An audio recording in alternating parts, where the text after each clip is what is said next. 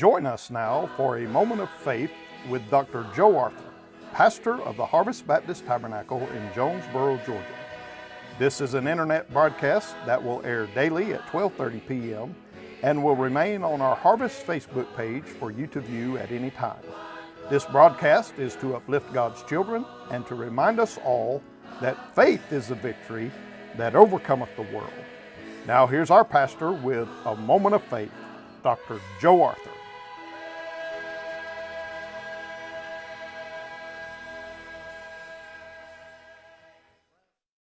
And greetings today to all of our listening friends. We are glad that you tuned in today in this world of trouble, and they call it a pandemic. I call it pandemonium. Let's turn our eyes away and our hearts today just for a moment, and let's sit at God's table, open God's book, and see what He can do in a moment of faith. Now, we've been preaching from Ephesians chapter 5 and verse 18 on the Spirit-filled life. And in verse 18, it says, "Be not drunk with wine, wherein is excess." Here it is. "But be filled," controlled, motivated, guided, directed, led, dominated with the Holy Spirit. And beginning in verse 19 through the end of chapter 5 and most of chapter number 6, he deals with the evidence, the fruit, the benefit, the blessing of being filled and controlled by the Holy Spirit. And we looked at the first three, and I call it personal benefits, personal evidence.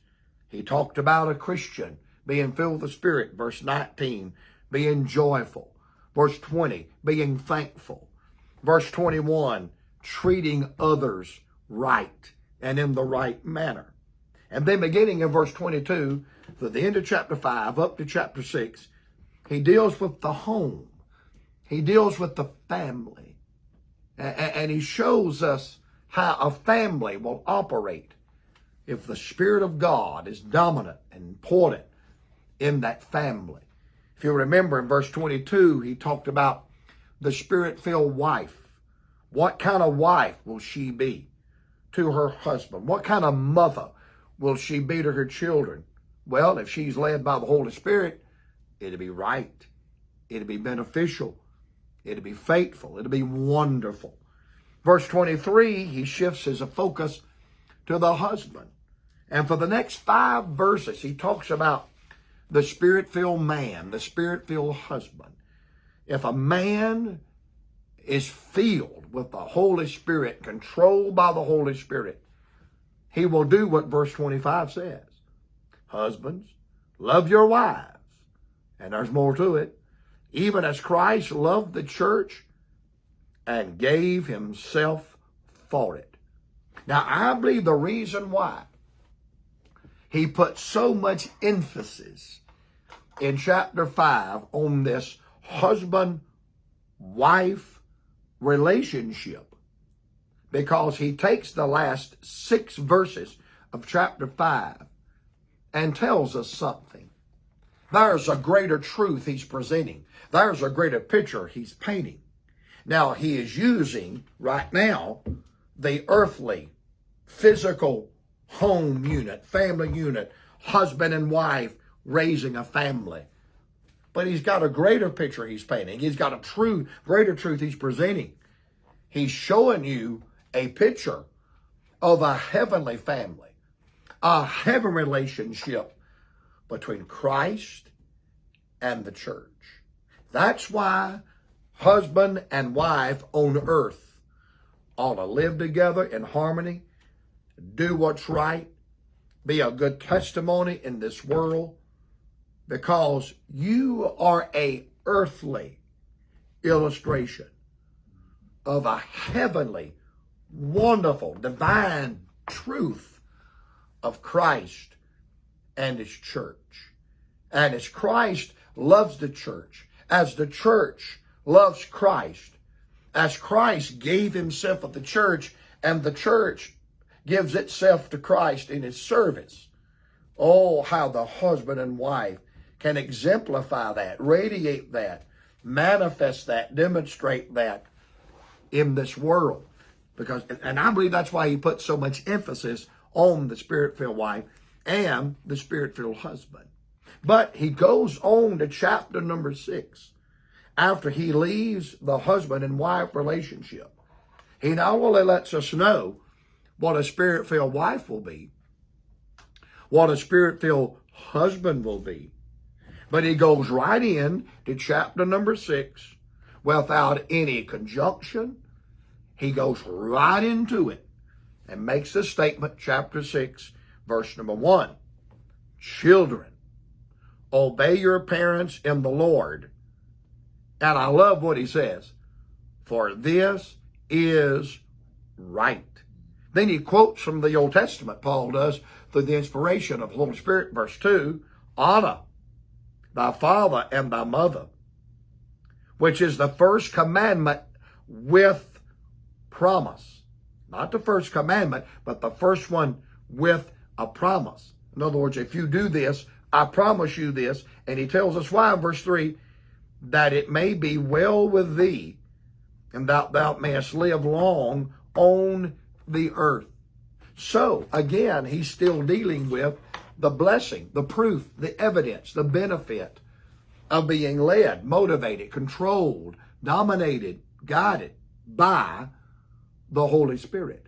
So he deals with the Spirit-filled wife, the Spirit-filled husband. Well, what's next in the family? You got mother, you got father, then you have the children. And let me say this, a wife will be what she ought to be if she's filled with the Spirit. A husband will be what he ought to be if he's filled with the Spirit. And yes, a child will be what it ought to be when it is filled, controlled, and motivated by the Spirit of God. As a pastor of 36 years of the same church, I don't think anything, Jerry, is more thrilling to me. Good to have Brother Jerry in the studio today. Love you, Brother Jerry. I'm glad God's blessed you and touched you.